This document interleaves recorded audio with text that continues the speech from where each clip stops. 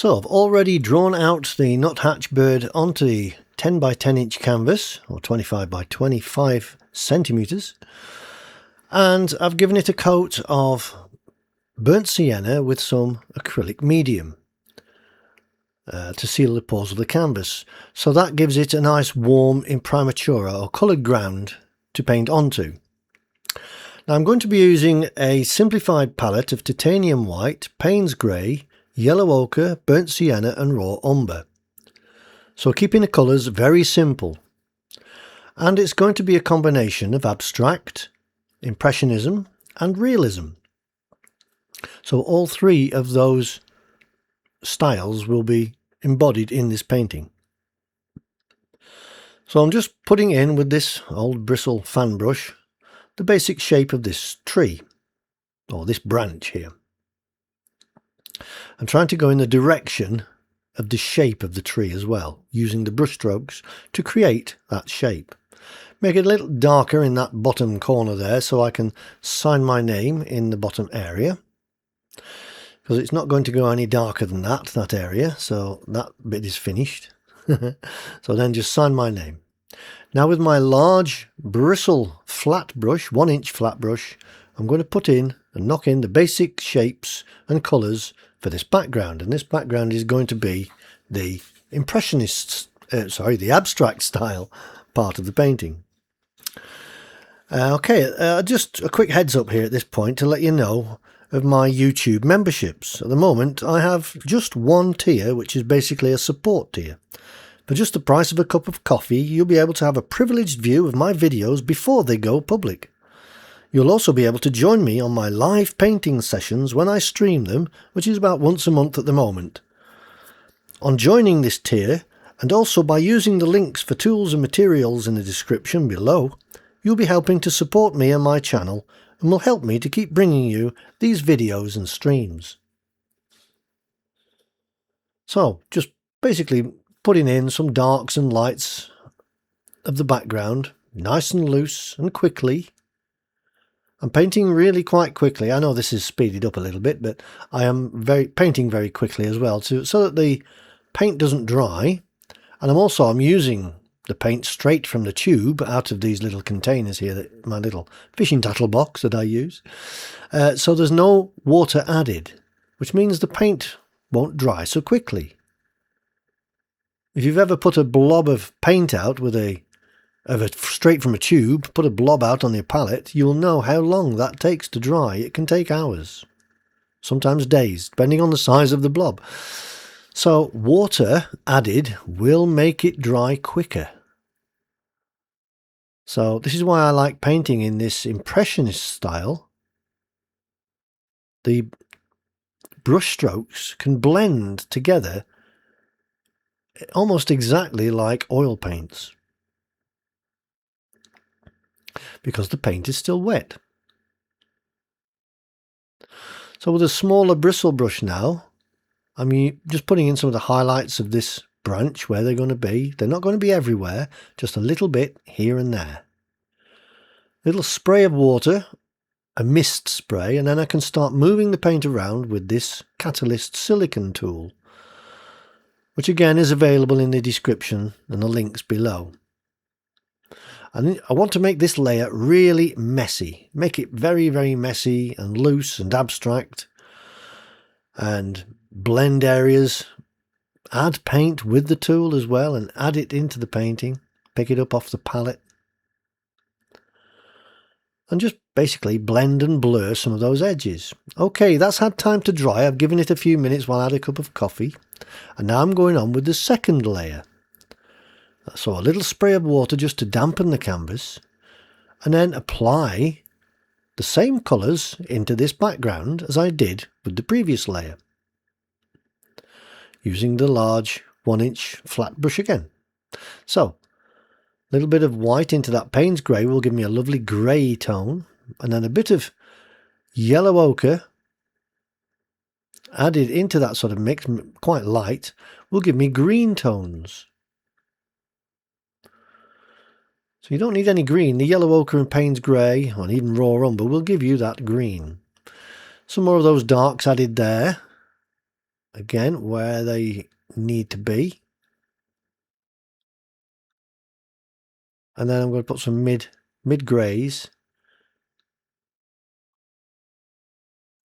in between those tones.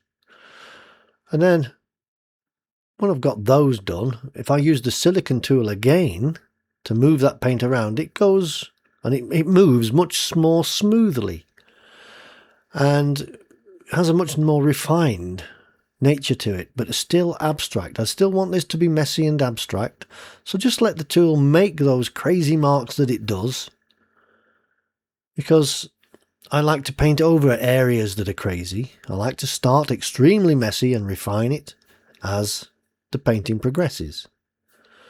So I will be doing things like little leaves and things in the background, impressionist style, over the top of that when it's dried. Because that then is a layer. You see, this is the second colour layer that I've applied now. I did the first messy layer, very, very messy layer. And now I'm going over with the second colour layer, which makes the whole thing a little bit more refined. And each time you do a layer, you find it becomes more and more refined until you could actually do this as a photorealistic painting. If you build it up from loose and rough into very tight and detailed. I will be doing quite a bit of detail on the bird itself, but not so much realistic detail, not so much photorealistic, because I don't want that type of effect. I just want realism, but without being photorealistic, because I want this to still show that it's a painting. I could paint it so that it looked like a photograph, but I don't want to do that. I love a painting looking like a painting, because that's what it is. A photograph is a photograph. They're two completely different things. And once you start painting into realism and hyper-realism, then, unless you're doing fantasy work, if you're doing something like this, then you may as well be looking at a photograph. You know, there's no... I don't find the joy in that anymore. There's much more enjoyment for me in painting this loose, impressionist, abstract style with a few details here and there. That's what I really love doing now, and it's I'm just enjoying it so much, and that's what painting should be all about. Enjoying yourself, having a good time. If you're really struggling with that and not enjoying painting at all, then you shouldn't really be painting. Unless you break out of that habit and that mould and become more loose with your work, more unrestrictive and expressionist. Just have fun, slap the paint on. I mean, one of my inspirations on YouTube is a guy called Bob Burridge, who does wonderful abstract loose acrylic paintings. He reminds me so much of a tutor I had when I was at college, a fine art tutor. And he's great. I've also got a friend that I do see him on Facebook that does very, very loose abstract landscapes. And it was watching these people that made me have a go, and I've not looked back ever since I started. I just love it so much. But applying those techniques, although I do use my own techniques, applying that style to my sorts of paintings. Because Bob Burridge doesn't do these animals the way I do. And my friend who does the landscapes doesn't do the landscapes the way I do either. But I'm using similar techniques. What it helps you to do is understand how loose and free you can actually be with painting. So it's nice to go and check out some of these other people.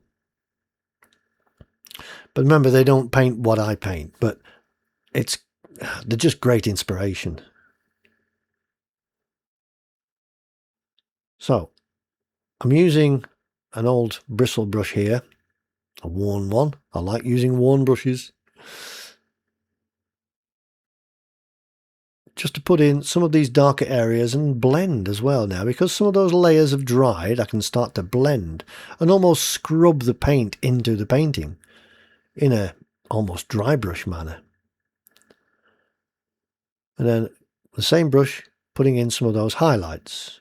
Now, as I've said before, the lights will dull as they dry. As they become more dry, they will become more dull. So you have to let that layer dry and then do another layer of brightness over the top. And it will be brighter and dry brighter. And you maybe have to do that 3 or 4 times before it stays nice and bright as you want it. And there's certain areas in this I want to be ultra bright, like that edge of the body under the beak there, and certain parts of the branch. Putting the shape of the beak in now with this small brush. Now the beak and the eye have to be extremely accurate. Otherwise it won't look like the particular bird you're painting or animal. So pay particular attention to the eye and the beak. A couple of highlights now on the lower lid and the highlight in the eye, and then on the top of the beak, and one just underneath to show the light bouncing up, reflected light, onto the lower part of the beak, and then on the top of the head. Just adding those lights again and again and again as they dry, just to keep them bright until they stay bright. Okay, put the darks in again as well, because the darks will become dull, so you may have to do those a few times before they stay really dark. And you can see how the contrast is building up now in that bird, purely by painting in layers. Now this is a technique I use with this old brush of bending the bristles, splaying the bristles out. So bend like that, and then you can paint lots and lots of little fine lines in one go. I've shown this brush in a lot of my paintings now, a lot of my videos, and how to do this. So you really do need to find yourself an old brush that you can do this with. Don't use a new brush, because it will damage the brush. But if you've got an old one that's old, worn out, and won't come to a point anymore, then by all means do use this technique and experiment with it. You think you'll be surprised at what you can do. And if the paint isn't coming off finely enough onto the canvas, then it's one of two things. Either the paint isn't liquid enough that you're using, or the canvas is too dry. So you might need to give the canvas a little spray, light mist spray of water, just to make it damp, and you'll find that the colours will come off the bristles so much more easily. And I do this when I'm painting animals with fine whiskers. To paint long thin lines, I will always give the canvas a little spray of water, then I can apply those little fine long lines, which you can't do on a dry canvas, even with very liquid paint, because it gets absorbed. Which again is one of the reasons I put on an acrylic medium to start with. On the white canvas I paint it with an acrylic medium before I paint the imprimatura, because that will seal the pores of the canvas and stop that absorption rate. It doesn't stop it completely, but it slows it down so that the paint will stay wet for longer.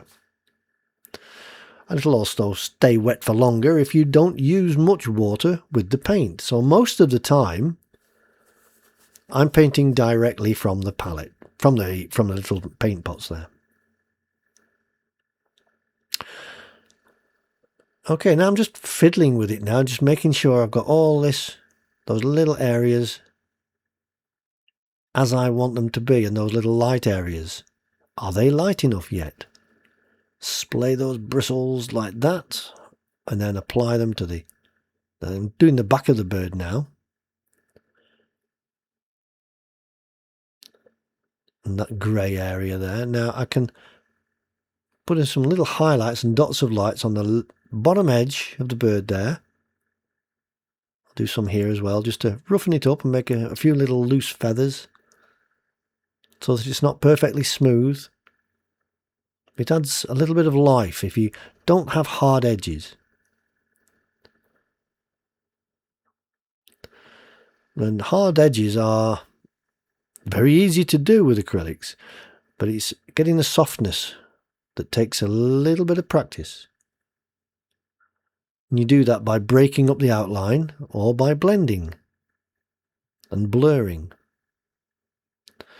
So I've just put the legs back in now, and I'm just putting a mid-tone warm colour in there, the burnt sienna.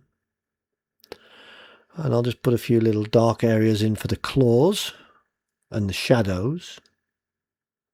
But I'm not trying to do these detailed feet, they're still impressionist style. So a little dark area there as it blends. I can do that with my finger. Wet the end of my finger and just blend it. Just lick the end of your finger and blend. It does work, trust me. Now another brush I'm using here now to do some little dots of light, which could be little leaves and little bits of foliage on this, that's growing on this little branch here. And it's creating a little microcosm. And I love areas like this. I'm not so keen, personally, on large vistas and landscapes, you know, the scene, the view from the top of a mountain. That doesn't do it for me, but this does. The small little areas. If you go up close to an old branch that's covered in moss and look closely at it, it becomes another little world. And I'm in love with that sort of thing. I find a lot of beauty in nature can be had right at your feet. So I'm just putting a few more of those little lights in, little dots of light. I'll add some more to the bird, the end of the beak there, just catching the light. You can see that little dot of light there just brings that beak to life and the eye. And then I'll do one or two of those in the little plants here and there, those little dots of light. And I'll put little dots throughout the painting, really, basically. I like to do that.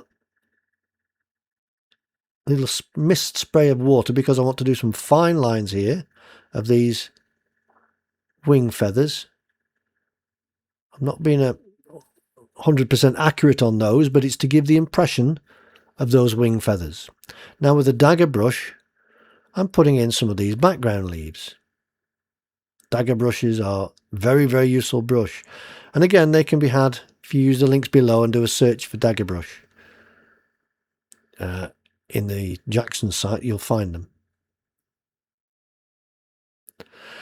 And you can use them for all sorts of things. Very fine lines, very large, thick, broad strokes, and little dots of light as well. You can do all sorts just with this one brush. So I'm just putting some greys now into that branch to give me an idea of interest in those shadow areas and also in the background. A couple of those little dots of light and little bits of light over there, and it's trying to create variety basically throughout the painting, variety and interest. Put the lights back in once again, put some highlights on the toes here, on the feet, the claws. Little dots of light. I'm not going around everywhere, just little dots all the time. Okay, I'm just going to put in freehand some of these little areas of the wings, like that. And a couple of more little things to do, just alter the shading here and there. I'll put a couple more little highlights in and dark areas. Change the shape of that part of the neck. And when that's all done, that's the painting finished. If you have enjoyed this video and hopefully found it interesting and entertaining, please don't forget to give it a thumbs up and subscribe to my channel. Be sure to click on the little bell icon if you wish to be notified of my latest videos. I am always interested in your questions and comments, and I do try to answer every one of them. Hopefully I will see you on my next painting video, so until then, have a lovely day and happy painting!